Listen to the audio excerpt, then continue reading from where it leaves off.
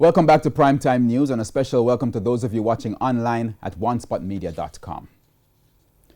A man is dead after a dramatic unfolding of events in St. Andrew last night. The deceased reportedly stole a motor car, but while trying to escape, met his demise as he crashed on Lyndhurst Road. The details in this report. Onlookers gathered along Lyndhurst Road near the Unipet gas station and the Salvation Army in a bid to get a glimpse of this crashed motor vehicle as the police carry out their investigation.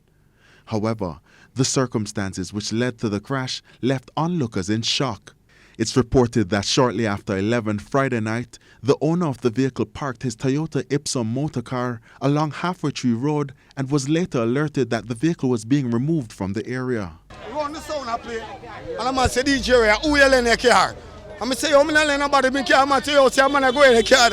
We run him down almost, right to be right to Beach Avenue. My friend pick me up, jump in the car, so come and run him down.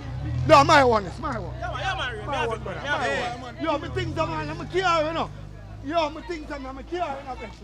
The accused was later transported to hospital where he was pronounced dead.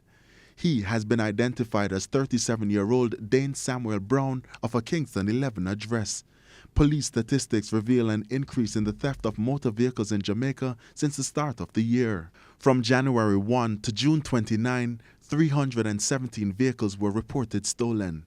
That was up from 238 during the corresponding period last year. Anthony Lugg, TVJ News.